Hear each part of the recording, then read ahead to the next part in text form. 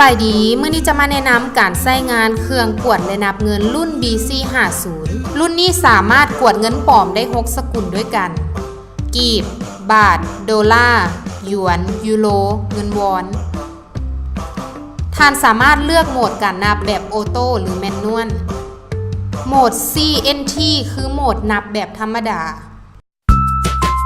โหมด SDC เป็นโหมดป้องกันเงินใบอื่นปนมาเพราะว่าเครื่องจะจื้อค่าแต่เฉพาะใบแรกเท่านั้นเมื่อพบเงินใบอื่นเครื่องจะหยุดการใช้งานทันที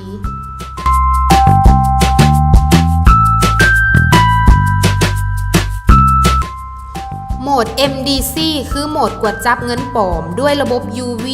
MG MT และ IR เมื่อกวดพบเงินปลอมเครื่องจะหยุดการใช้งาน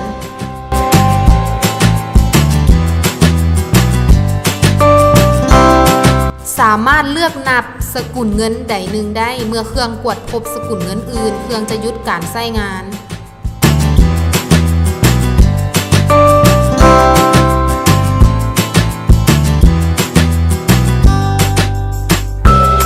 กดปุ่ม CUR เลือกคำว่า Mix ถ้าต้องการนับเงินหลายสกุลพร้อมกันตัวเครื่องจะคำนวณใบเงินของแต่ละสกุลให้แบบออโต้สำหรับเงินดอลลาร์และเงินยูโรสามารถบันทึกซีเรียลของใบเงินแต่ละใบไว้ได้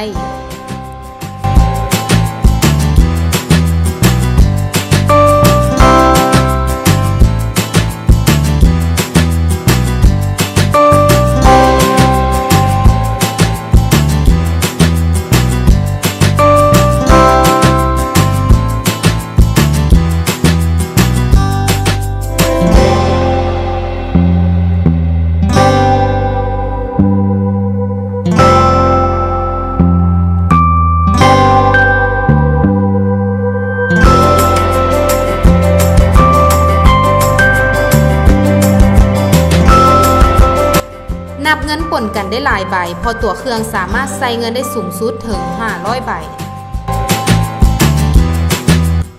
บ่ต้องย่านว่าจะสับสนเพราะเครื่องจะบอกจำนวนใบเงินแต่ละใบและรวมยอดให้พร้อมเลย